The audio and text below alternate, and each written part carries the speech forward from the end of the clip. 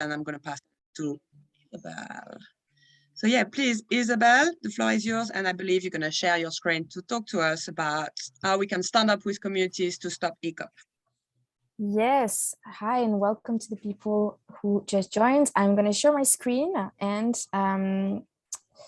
let me know if all is good. Okay, can you see the screen? Can you please put a thumbs up if you see the screen? Okay. We're seeing windows now. I can't see the full screen. You can't see the full screen. Okay, then let's do like this. Just hold on a second. I'm sorry. I'll do without the, voila. Is it better like this? Yeah, okay, great. And I'm not a native Anglophone, so I will speak slowly and excuse me for my accent, but if you don't understand and want me to slow down, please don't hesitate to ask me to do so. So today I'm going to be presenting a bit what's EACOP, what's the project that Total wants to build in East Africa, why it's a key fight and how to help stop it from the UK. So here you have a map of the proposed project. So basically, it's a project that's being proposed by Total, the French oil company, and Chinook, which is a Chinese oil company as well, in collaboration with the two government entities developing oil in Uganda and Tanzania. And the EACOP project, East Africa Crude Oil Pipeline, that you might have heard of, if constructed, it would be the longest heated oil pipeline in the world. It's crude oil that would need to be constantly heated at 50 degrees to be able to travel through the pipeline. So it's really a very particular and risky types of pipeline and oil extraction. And to see the distance, it's about the distance between London and Oslo. You can see it here on the map. It's going through Uganda and then passing through Tanzania. And that project, that pipeline, would enable the extraction of 400 oil drilling fields, which is really massive and would be the first time that Uganda becomes an oil producing country. And a third of these oil drilling fields are situated, you see next to Lake Albert, in the green parts on the top of the screen, in one of the most old and important national reserve of Uganda, which is the Murchison Falls National Park. And basically why the Stop EACOP fight is so crucial is because if we're able to block the pipeline from going, then it blocks in itself the oil extraction that's happening in the region around Lake Albert. Why, how big is it of a climate bomb and polluting project? So basically it would transport daily at its peak production, more than 200,000 barrels of oil, and it would generate 37 million tons of carbon emissions each year. And basically what that amount looks like, it's more than the double of the current emissions combined of Uganda and Tanzania. So it's really, really big and very polluting project. Most importantly also, the pipeline, if you see the route, it's coming right next to Lake Albert and a national park, and the route is going next to Lake Victoria. And you might have heard of these two really important lakes. So basically Lake Victoria is Africa's largest lake, and it's with the second world largest freshwater lake in the world. And there's 40 million people living in Uganda and Tanzania that depend on the waters connected to those lakes. So, and also for freshwater, but also food production. And it's also really important water resource for the ecosystem and the animals that are living around the region. Also the pipeline routes, it passes through and will cross 200 rivers and run through thousands of farms. So basically, what's really risky about it is we know there's some research that's done that many of the pipelines eventually in their lifespan, which is often from 40 years to 50 years, they leak. And it's way too long to be able to constantly do the surveillance to alert if there are leaks that happen. And basically, when a pipeline moves forward, we need to assume that eventually there's a risk of being a spill. an oil spill. And in this case, it's extremely dangerous because basically moving the project forward is just deciding to put at risk the lives and the water resources of 40 million Ugandans and Tanzanians. Also, the project in itself will displace a total of 100,000 people and has already forced thousands of families out of their lands for this construction to be prepared, and also for just preparing the field. And it's been 3 years that the people who have been displaced haven't received proper compensation, because these people who have been displaced, they live mostly out of farming, cattling. So I don't know, I think it's cattling. So when you have like sheep or cows or like any animals. Basically there's no like official deal to pay or compensate the people for the loss of their lands and their living activity. So putting a lot of people in precarity and in very difficult like living situation. Here you have photos of the types of ecosystems and animals that you can find in the Murchison Natural Park, which is up north where the pipeline, where the oil field extractions happens.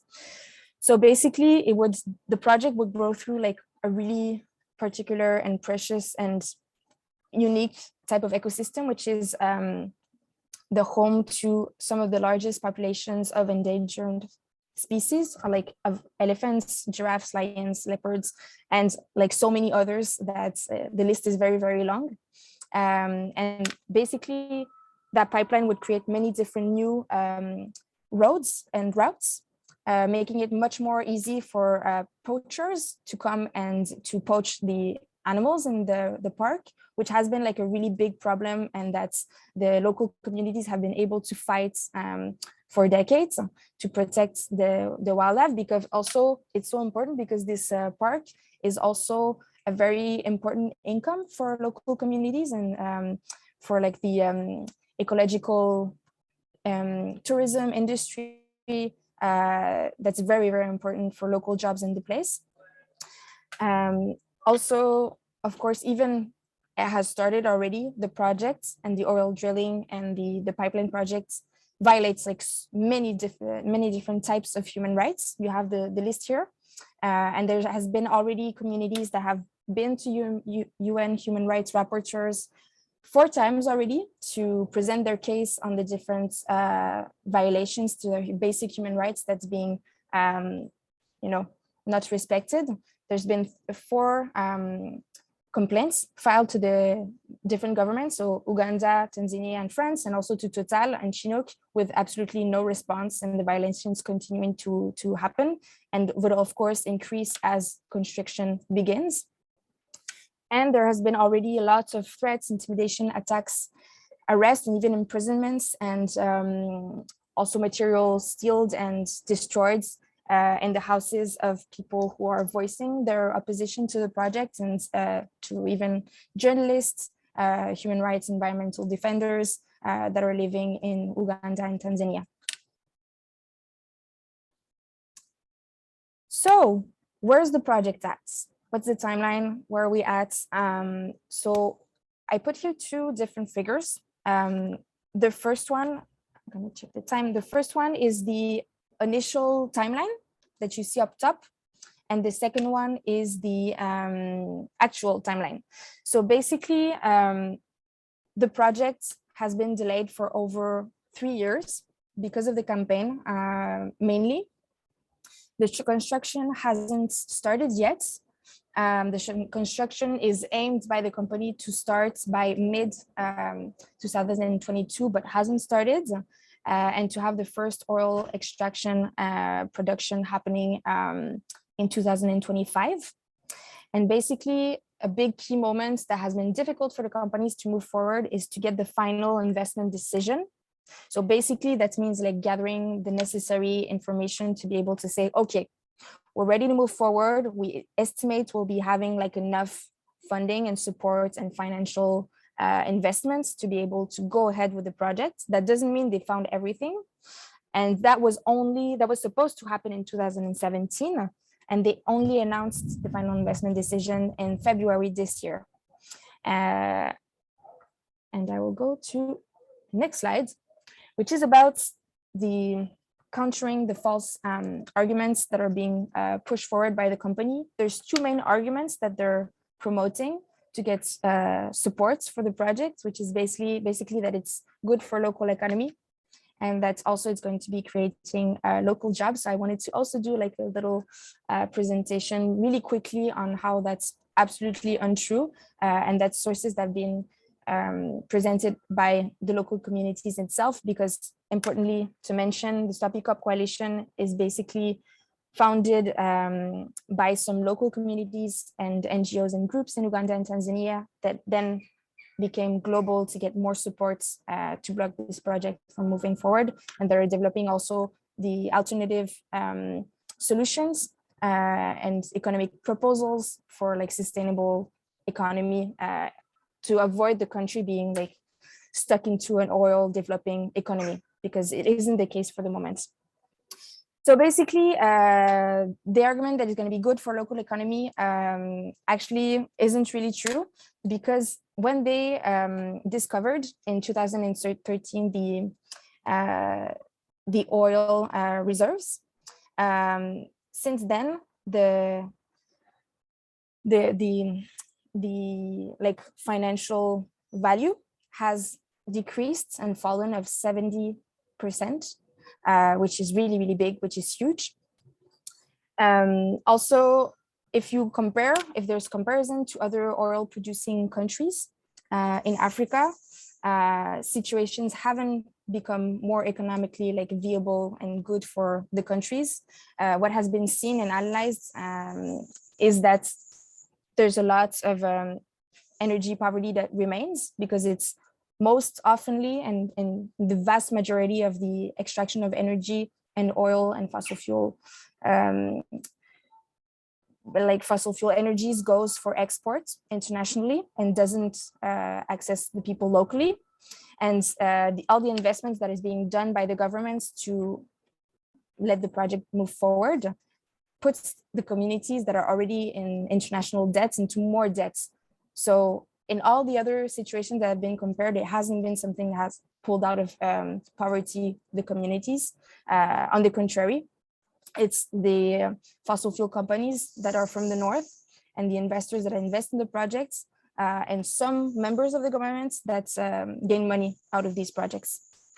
And the other aspect is there's more and more research that prove that there's so many renewable energy resources in Africa, and that will create much more jobs and much more energy independency for local communities, and that it's much more it's much less expensive now for installations and replacements of existing fossil fuel plants. Another one of the arguments is on creating local jobs.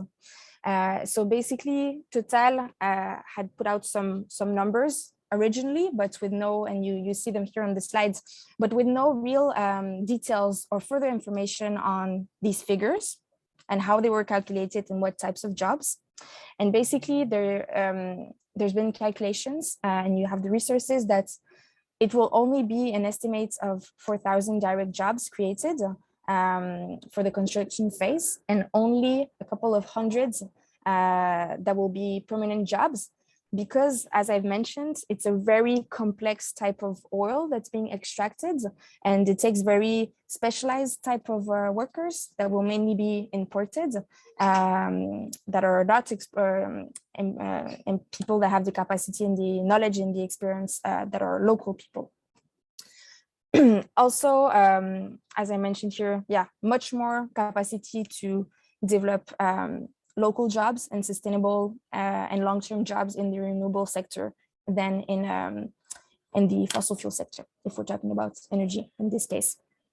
So what does the project need to go ahead? Because the construction hasn't started as we presented earlier, it needs mainly three things. It needs different levels of government approval and different permits. It needs some funding, so some money. and it also needs insurance and reinsurance. That's basically what fossil fuel projects needs in general to be able to go ahead. And the coalition Stop EACOP is formed of over 260 different groups. It's not groups that are active the whole time on the campaign, but it's still a very large international coalition that has been created since 2020 because the local communities were facing way too much repression to be able to face this massive project alone. So they came to different groups saying, okay, this is not a project that's only going to impact us, it's going to be impacting everyone. And also the companies that are developing it and that are funding it are not local companies. They're companies that come mostly from the global north. So if we want to do anything against this massive project, we need to unite forces together. And basically, since 2020, there's been major wins to be able to delay and block the project. And this is only a couple of them that I wanted to present here. So there's been tons of research, investigation, reports, risk briefings sent to different financiers, media coverage, hundreds of mobilization actions and campaigning efforts coming from Uganda, Tanzania, and across the globe. And this resulted in getting 20 banks refusing to fund EACOP, including 7 of Total's 10 largest lenders, which is huge. And basically at the moment, they haven't been able to secure any banks investing in the projects except the 3 banks that are the financial advisors for the project. There's been 8 insurance companies that refuse to insure EACOP, and they haven't found any insurance and reinsurance yet for the project. There's 4 export credit agencies from Italy, UK, Germany, and France that have ruled out supporting the project. So they've been approached and they're saying, no, we're not going to be supporting it and giving any backup on funding. There's growing public outreach against the projects, growing like just people more getting on board, knowing about this project and joining this iconic fight that really exemplifies the type of colonial extractivism that's still happening nowadays and development in Africa. So it's not only this fight benefiting only Ugandans and Tanzanians, but it's also being used by other African communities in other countries that are fighting fossil fuel expansion and pushing for a just transition and sustainable developments for their countries. And we have also 2 ongoing legal cases against the project. So one happening in the East African Court of Justice and another one in France against Total on the duty of vigilance. So the first one is going to be happening during the summer. The second one is going to be happening in October. And in the UK, we have 2 really key targets that haven't moved yet, that have been pressured, but that haven't taken position. So as I've said, for projects to move forward, you need funding and you need insurance and reinsurance. So on the first part, there's Standard Chartered Bank that hasn't taken position. And there's in the insurance part, the Lloyd's of London insurance markets and their key syndicates, which are insurance companies that have been pressured, but that haven't started to take position. There's only one of them, which is Beazley, that you might have heard of, which is the top 1 syndicates in Lloyd's, which is supporting fossil fuel project in general, that said, no, it's way too risky. We're never going to go into this project. So these are really the key targets in the UK that are being pressured and that we need much more pressure like the others to get them to say, no, we're not getting into this project. Just to say, Isabel, you've got a couple of minutes left. Okay, perfect. I've only have 2 slides. It's almost finished. So this one here is on, just wanted after doing an overview on the projects, present to you a couple of different actions that are happening that you can easily join. So basically, as I said, Total and Chinook is such a risky project that they can't go at insurance companies themselves to ask for insurance because there's so many levels of insurance that's needed for a risky project like this. So basically, they went to a broker to ask them to find the insurance for them. And that broker is Marsh. And we have at the moment a campaign push that's happening to pressure them. So you can take part. There's 2 links here on sending them mass emails and doing a social media action. And just recently, they've pulled out of Adani coal mine in Australia. So it's a proof that they can pull out. And now we're wanting to push them to pull out also from EACOP, and we're collaborating with employees within Marsh that are pushing for the same demands as well. So they're getting inside and outside pressure. Also, there's other types of actions that you can take. We have mass emailing to banks that haven't pulled out of the project. Same thing for the insurance. There's also in the UK, for the moment, it's just London, but we're trying to see if we can grow it to groups outside of London. So we have a group that's been formed a month and a half ago that are going every day of the week, outside of the Lloyd's Tower to talk and engage with the employees, talking to them about the risk of the project, if they heard about it, and asking them not to insure the project.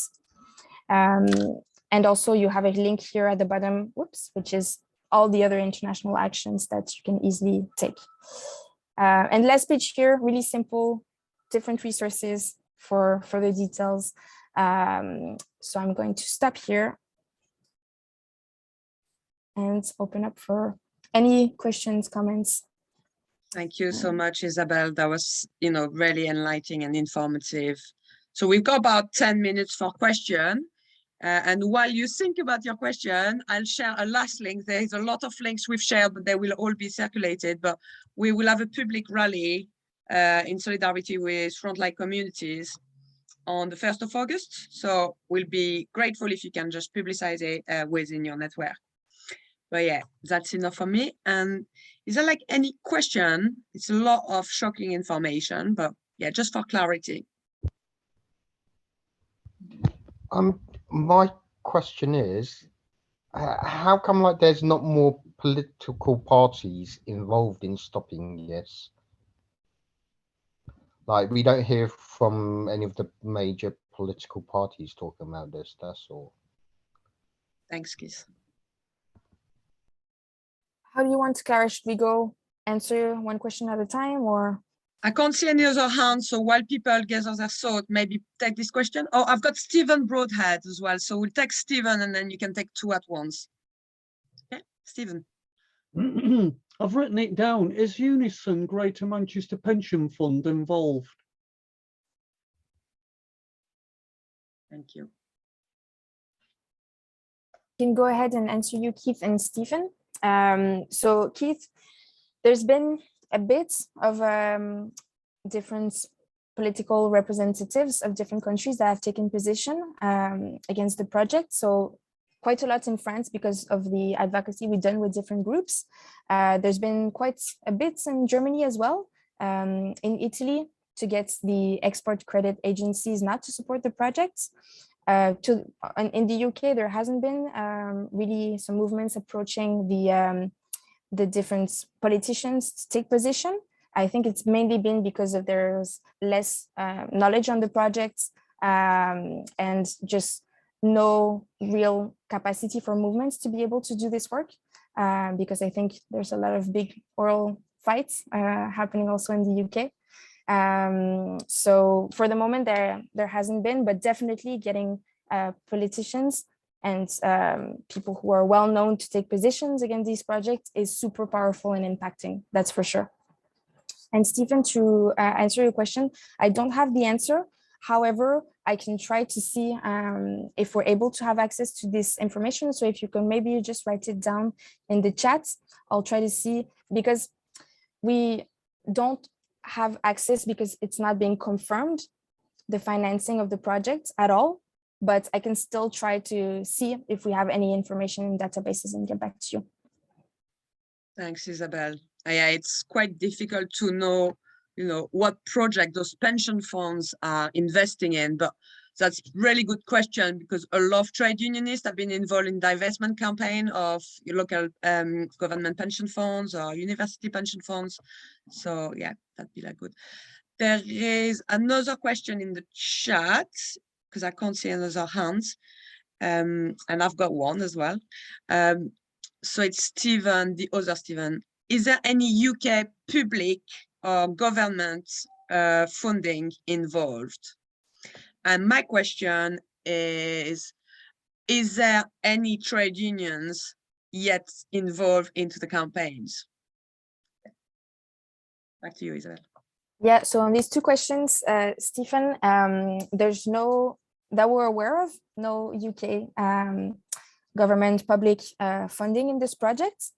However, I say that we're aware of because since the final investment decision that's being done in February, there hasn't been the final investment announcement, which basically makes public where the money is coming from for the project to move forward.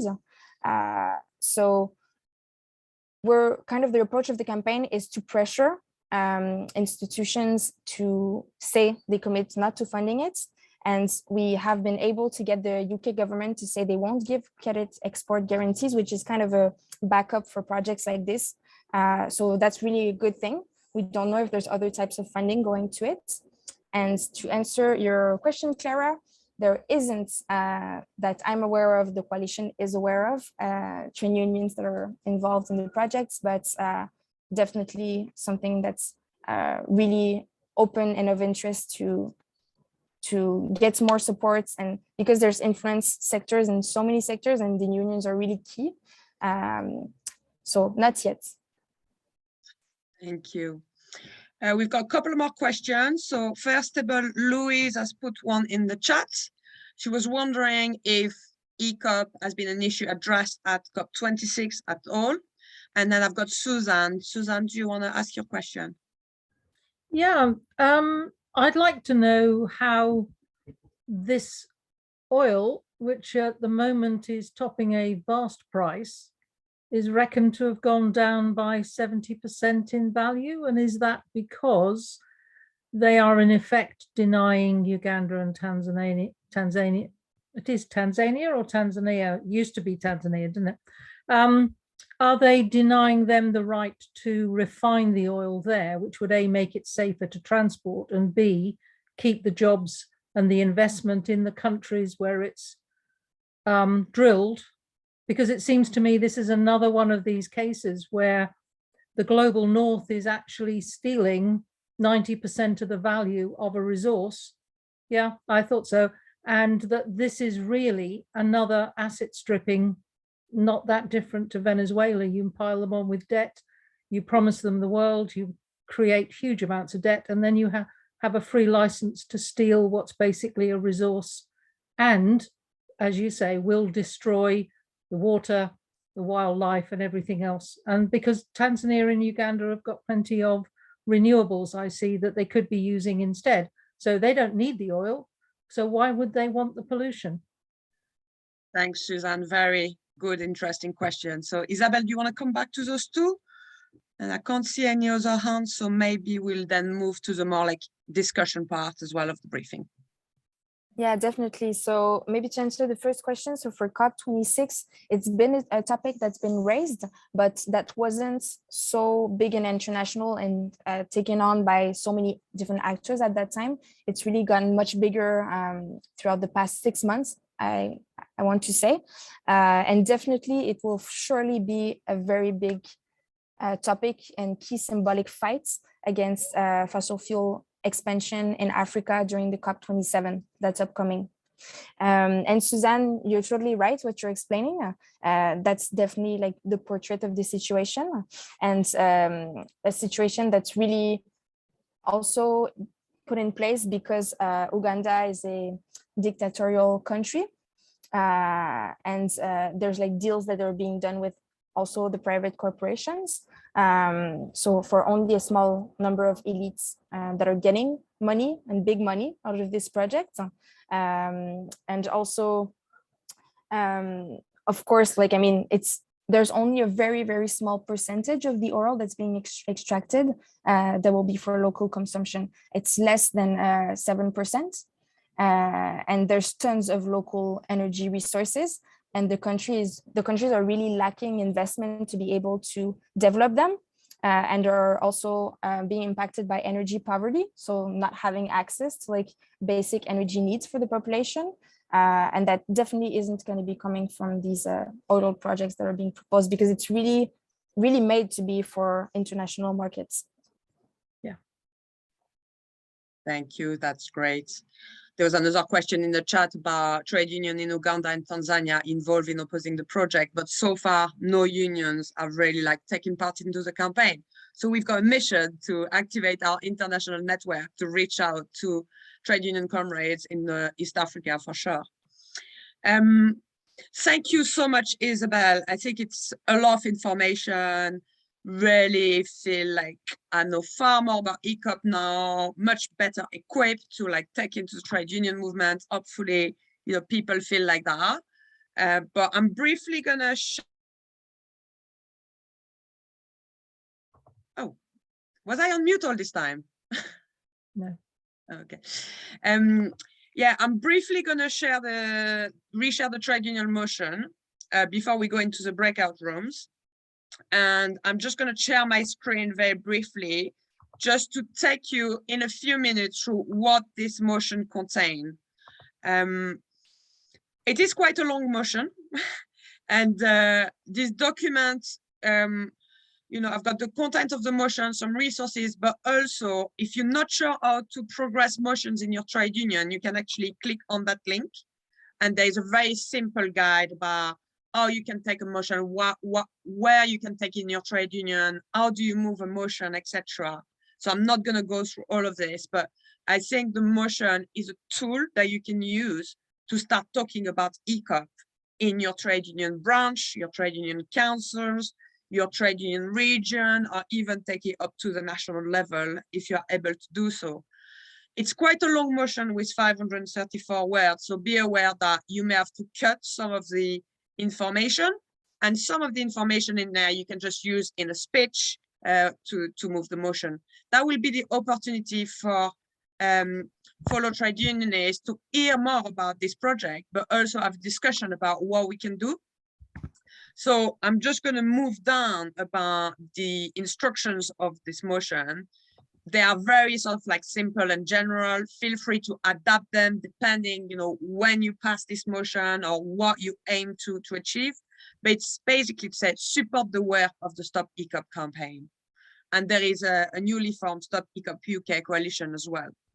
Share and disseminate information to trade union members about the campaign, but also events, action, and protests that it organizes. Support the escalation of the pressure on financial institutions. So in the UK, as Isabel pointed out, the targets are Standard Chartered and the Lloyd's of London's insurance. Raise the profile of Stop EACOP campaign in the international trade union movement. Every union has got an international committee. There are members of different global unions and international federations. There will be people on the national executive who deal with those. So it's about identifying who you need to speak to start raising this issue at that international level. The motion also contains a few basic facts. This is to help you to refine your speech if you wish to. And finally, you've got lots of different resources as well. So, you don't have to pass the motion to share those resources. You've got the link to social media links. You've got details of actions coming up, a nice little video. All those links will be circulated after the briefing. So this is one tool, but we're now gonna let you have discussion in small groups of 3 or 4, and it's up to you what you decide to choose to focus on. I've got 3 suggestions that your group may want to pick from.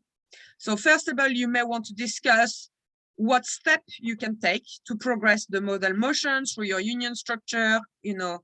Where are you thinking you can take it? How will you do that? What's the next step you will take? A second suggestion is you could discuss how you can use your union's international link to support the campaign. I've already made a few suggestions, but it's up to you about really think action planning. What am I going to do next? And finally, you may prefer to think about how you may organize your own action. We've mentioned Standard Chartered and Lloyd's of London. There are also action that Stop EACOP will organize. So if you don't feel like organizing your own action, you can discuss, how you can like spread the word online. So hopefully that's okay. And I'm gonna copy the questions in there. So make sure you pick one. Don't do the three, you won't have time because you've only got about 20 minutes. And I'm gonna just put you randomly into breakout rooms. Is that okay? And is there a question before we break out? Actions.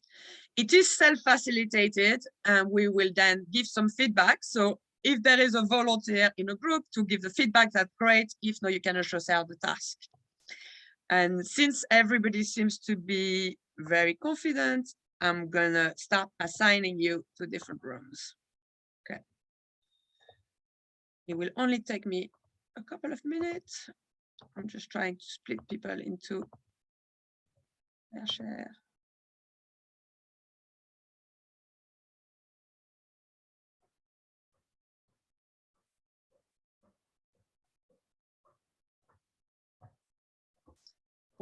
Okay, I think I've assigned everybody. So if you're still here, you're just waiting to fly, or you may need to accept the link.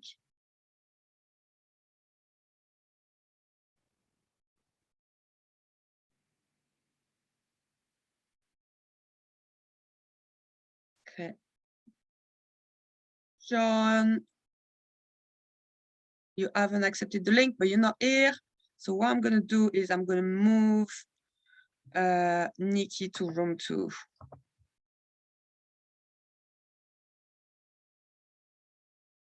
Okay, so I've got, oh, I did move you to a room. Yeah, no, I just wanted to check with you. I didn't accept because I just wanted to see, because, maybe it's better they start a bit themselves and then, because sometimes, when we come in too early, it can block conversations. Yeah, no, and that's fine. Yeah, I think, don't know what you think. And I'm happy to join and turn in groups with you, huh? Yeah, no, it's good if they just like have a little time together. I think some people have left the minute we say we were going in breakout room, because I've only got 9 people left and one is actually not joined the room. So they must be like, I've been listening from afar. So, Okay.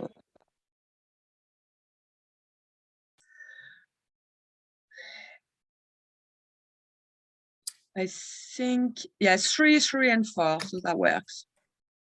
No, 3, 3, and 3. I think Margaret and Susan are alone in their room. So I'm going to pop in to see them and see if they are okay. And then I'll probably pop in quickly to the other rooms. But yeah, if you want to like pop in one room, you can. Or if you want to rest until we come back, that's fine as well. Are you, I don't know what's better. I'm super happy to join groups, huh? It's just, I don't know, maybe you think I can join myself? I think I can. Okay. Yeah, you can okay, because you are great. closed. So I'm going to go to room 3 to see if they are okay. Actually, if you want to join a room, you could join room 3 because it's only 2 of them. Yeah, sure. Okay, I'll do that. I'll join room 3. Okay, and me, I check out on the 2 others. Okay. Okay, sounds good. Perfect. Thanks.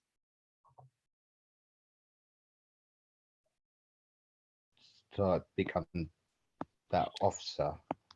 In terms of how you take things up with a union, it'll differ. But yes, getting colleagues in your workplace interested is a good start if you can. That'll be different in different workplaces because everybody's different and stuff like that. But that would be a start. But the other way of doing it is to find out where your branch meets and say that you want to put this either the motion forward or